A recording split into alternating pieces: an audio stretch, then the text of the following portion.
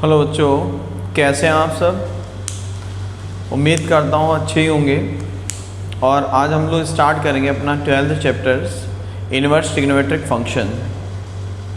ठीक है, inverse trigonometric function से स्टार्ट करेंगे अकॉर्डिंग टू न्यू पैटर्न जो 30% कट हुआ है उसके अकॉर्डिंग। उतना ही करना है, लिमिटेड करना है, एक्स्ट्रा नहीं पढ़ना है हम लोगों को। ठीक है, चलिए स्टार्ट करते हैं। Inverse trigonometric function.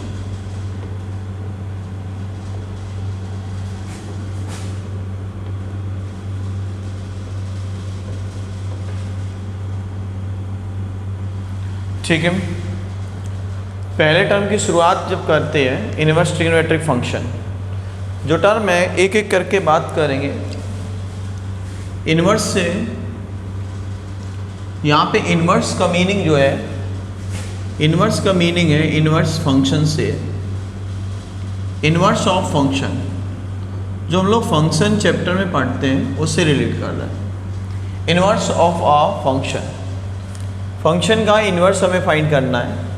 कैसे रिप्रेजेंट करते थे, जैसे हमारे पास इस टाइप से कहीं फंक्शन लिखा हो f(x = y), तो x को जब हम लोग रिप्रेजेंट करते हैं तो ऐसे रिप्रेजेंट करते हैं f इनवर्स y, ये होता है।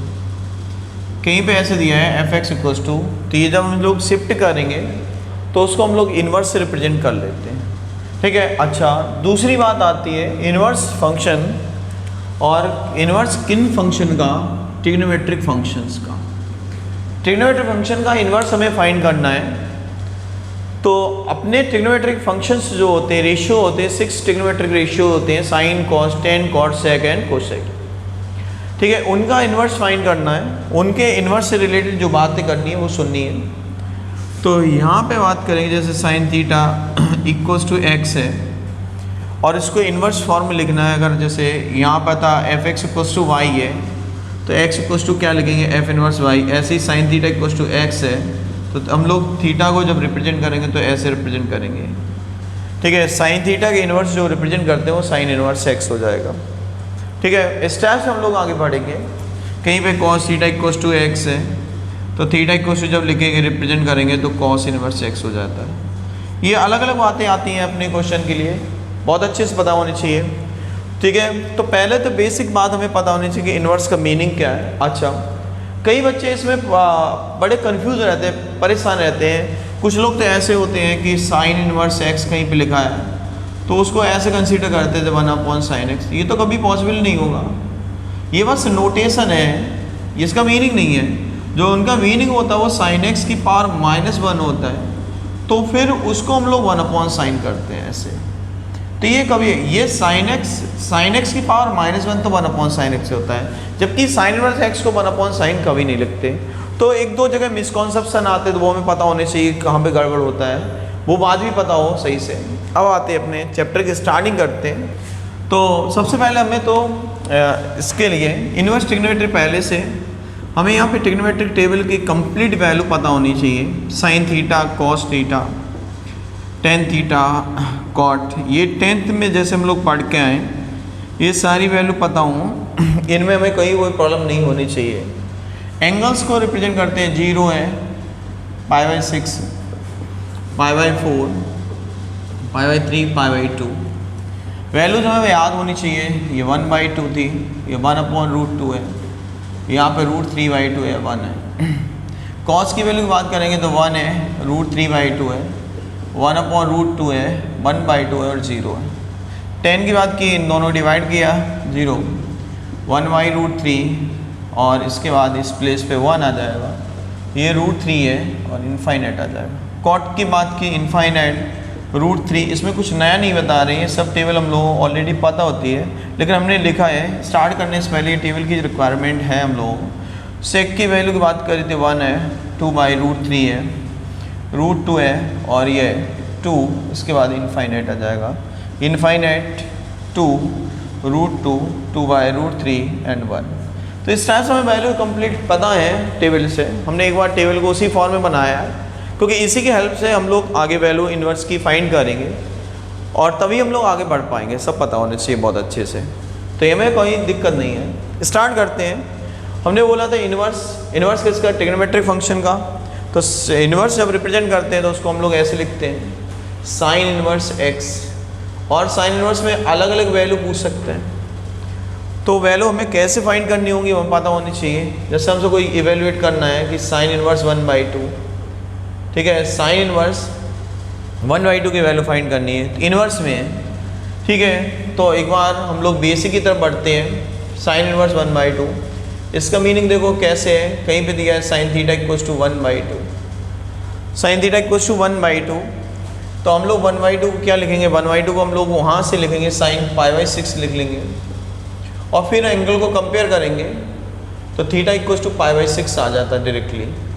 इसी बात को इन्वर्स कैसे लिखेंगे, अभी हमने बताया था कहीं पे fx इक्वल्स टू y है तो x की वैल्यू f इन्वर्स y लिख लेते हैं इस टाइप से। तो कहीं साइन थीटा इक्वल्स टू 1/2 है तो थीटा इक्वल्स टू क्या हो जाएगा, theta equals to sine inverse 1/2, और थीटा है कितना π/6। तो यहाँ से सीधी वैल्यू हम लोग क्या लिखेंगे, इसकी वैल्यू π/6 हो जाएगी। अब इसको टेबल, क्योंकि ये क्वेश्चन 1 मार्क से आता है, 1 से ज़्यादा नहीं आता है प्रॉब्लम, तो ऐसे प्रॉब्लम के लिए डायरेक्ट हम लोग कैसे इन्वर्स टेबल का कैसे यूज़ करेंगे, और इस टेबल से हम लोग आगे वैल्यू फाइंड करेंगे। तो कैसे देखते हैं, साइन इन्वर्स 1/2 है तो साइन की टेबल पर जाएंगे और यहाँ पे देख लेंगे इसके सामने पर एंगल कितना है, उल्टी तरफ चलते हैं इन्वर्स, ठीक है। तो यहाँ पे वैल्यू देख लेंगे 1/2 पे कितनी है, π/6 आंसर लिख देंगे। बाकी चीज़ें हमने यहाँ पे एक्सप्लेन करी, बढ़िया से बात समझ में आई होगी। ऐसे हम लोग फाइंड कर लेते हैं। हमसे एक और वैल्यू हमें फाइंड करनी है, जैसे कहते हैं साइन इन्वर्स 1/√2, टेबल का ही यूज़ करेंगे। साइन की टेबल पर गए, यहाँ पे 1/√2 देखा, ऊपर आंसर कितना है π/4। ऐसे हम लोग वैल्यू देखते जाएंगे, अपने आंसर आते जाएंगे, हमें कहीं कोई प्रॉब्लम नहीं होगी। और कुछ बढ़ते हैं हम लोग, ऐसी वैल्यू पूछी कि इवेल्यूएट करना है tan इन्वर्स 1, तो tan इन्वर्स 1 है यानी कि tan वाली टेबल पर जाना है, 1 देखना है, 1 के सामने देखो ऊपर एंगल कितना है π/4। ये टेबल का यूज़ करते जाते हैं, हमारी बहुत आसानी से वैल्यू आती जाती है। हमसे कोई कुछ भी कहते हैं, यहाँ कहते हैं सेक इन्वर्स 2 की वैल्यू बतानी है, तो सेक इन्वर्स 2 की बात बनाए, सेक वाली टेबल पर गए, यहाँ पे 2 देखा, 2 के सामने क्या है π/3। इस टाइप से एंगल देखते जाएंगे और अपनी वैल्यू पुट करते जाएंगे। कुछ भी पूछ सकता है, और पूछ लें, यहाँ कहते हैं कोसेक इन्वर्स 2/√3, बहुत सारी वैल्यू पूछते हैं। तो कोसेक वाली टेबल पर जाओ, 2/√3 के सामने देखो π/3 आएगा आंसर। तो इस टाइप से हम लोग बहुत सारी कुछ भी पूछ सकता है, बस हमें टेबल अपनी क्लियर है तो कहीं कोई दिक्कत नहीं आएगी। इसलिए हमने टेबल को फॉर्म कराया था, और टेबल से हमें बहुत सारी हेल्प मिल जाती है अपने आंसर्स के लिए, जहाँ से कोई प्रॉब्लम नहीं आएगी क्वेश्चन से रिलेटेड, बढ़िया से आंसर निकालते जाएंगे, ठीक है। अब हमसे कोई भी पूछे कि, और हम लोग फर्दर एग्जाम्पल की तरफ मूव करते हैं। जैसे कंबाइंड क्वेश्चन कैसे गएगा, जैसे NCERT की पहली एक्सरसाइज है, बहुत आसान है, बहुत कम क्वेश्चन दिए है और बिल्कुल ईजिली सॉल्व कर, इसी पे बेस्ड है। उन्होंने कह दिया जैसे एक वैल्यू फाइंड करनी है, tan inverse 1 plus sign inverse 1/√2, वे क्या है वैल्यू फाइंड करनी है इसकी। तो tan इन्वर्स फाइंड करना है, तो tan इन्वर्स 1 फाइंड करना है, तो tan वाली टेबल में गए, 1 देखा, 1 वैल्यू कितनी ऊपर π/4, यहाँ पे π/4 पुट कर लिया, प्लस साइन इन्वर्स 1/√2, साइन की टेबल में गए, π/4 मिल रहा है, ये आंसर π/4 प्लस π/4 मीन्स आंसर 1/2, π/2 हो गया, और अपने आप आंसर कंप्लीट करते जाएंगे। यहाँ तक मुझे नहीं लगता है कहीं कोई प्रॉब्लम हुई होगी, बहुत आसानी से आंसर आते हैं। एक और प्रॉब्लम करते हैं हम लोग, यहाँ पे एक और प्रॉब्लम की है, ऐसे हमसे कोई कह दिया, यहाँ पे कह दिया sine inverse 1 plus tan inverse 1/√3 plus cot inverse 1/√3, इस टाइप से वैल्यू पूछी उन्होंने। तो इस टाइप से जब वैल्यू पूछी तो हम सबको वैल्यू निकालेंगे। पहले साइन इन्वर्स 1 चाहिए, साइन की टेबल पे जाओ, साइन इन्वर्स की टेबल 1 देखो, 1 के सामने क्या है π/2 है, ये π/2 वैल्यू पुट कर ली, प्लस tan इन्वर्स 1/√3 है, tan की टेबल पे जाएंगे, 1/√3 के π/6 है ऊपर, फिर कॉट इन्वर्स 1/√3 है, कॉट की बात करेंगे, कॉट की टेबल 1/2 π/3 है। इन सबको ऐड करके देखो, इन सबको ऐड जब करोगे तो 6 और ये यहाँ पे क्या आएगा, ये आएगा 3π। इन सबको अगर ऐड कर लेंगे तो ऐड सब करके देखोगे तो ये पाई और ये 2π मीन्स 6π/6 मीन्स आंसर सबका सम कितना हो जाएगा, पाई हो जाएगा। तो ऐसे हम लोग कंप्लीट कर लेते हैं बहुत अच्छे से आंसर्स, इनमें कहीं कोई प्रॉब्लम नहीं आती है, ठीक है, बिल्कुल भी कहीं डाउट नहीं है। तो उम्मीद है यहाँ तक सारी बातें समझ में आ गई होंगी, कहीं कोई प्रॉब्लम नहीं आई होगी किसी भी स्टेप में। तो बेसिक समझ में आया होगा कि इन्वर्स ट्रिग्नोमेट्रिक फंक्शन का इन्वर्स कैसे फाइंड करते हैं। चलिए भाई, तो नेक्स्ट इसी में आता है इन्वर्स में नेगेटिव एंगल फॉर्मूला।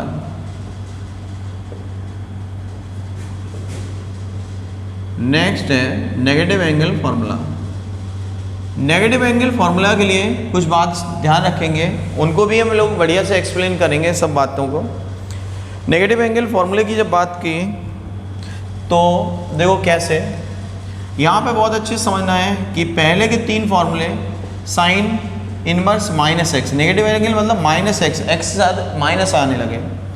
दूसरी बात साइन इनवर्स माइनस एक्स हो, इसके बाद साइन का रेशिप्रोकल उल्टा हो कोसेक हो, और एक और तीन बातें एक साथ आएंगी। इन तीनों के रिजल्ट एक से होंगे बिल्कुल सेम।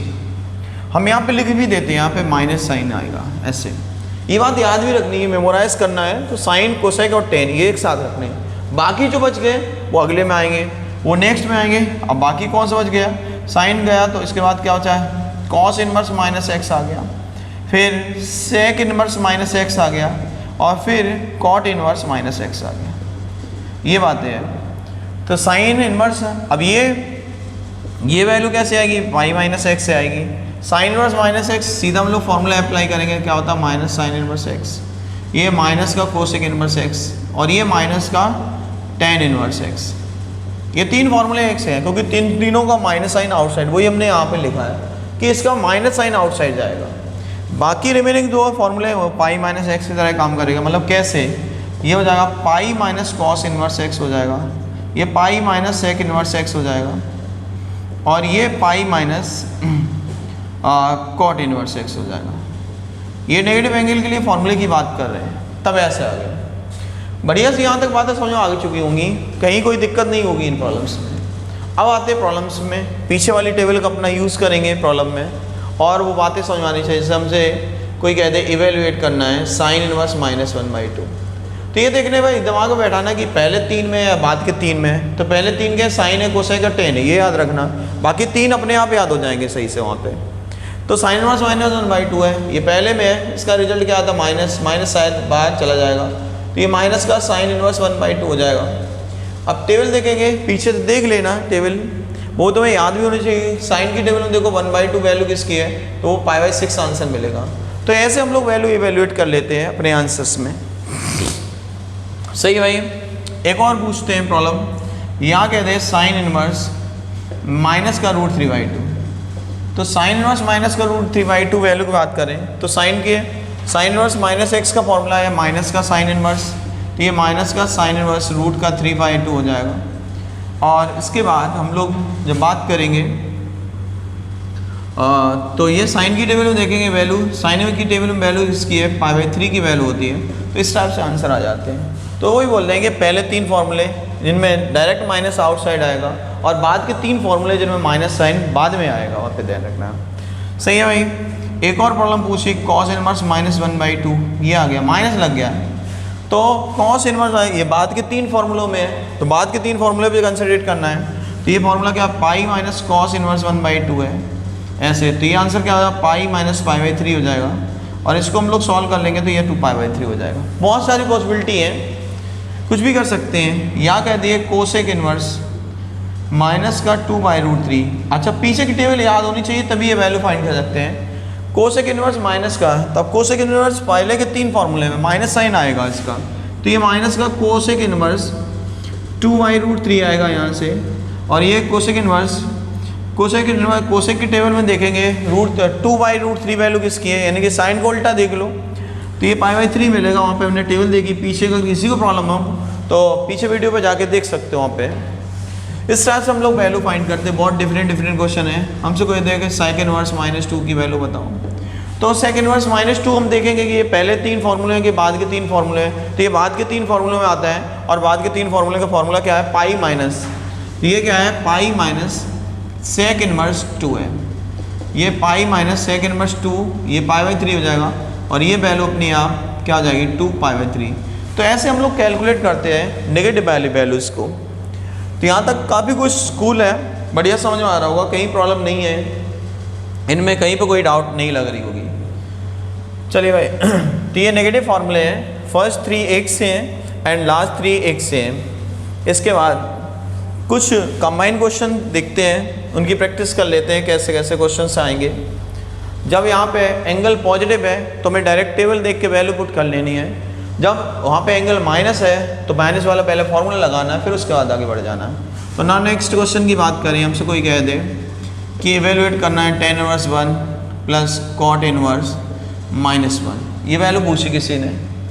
तो इसमें देखो पॉजिटिव है तो कहीं प्रॉब्लम नहीं, डायरेक्ट टेबल देखो वैल्यू पुट कर लो, ये तो π/4 हो जाएगा, ठीक है। लेकिन ये इस पर माइनस लगा हुआ है, और यहाँ पे जब माइनस लगा हुआ है तो माइनस वाले फॉर्मूले पे जाके कंसंट्रेट करेंगे।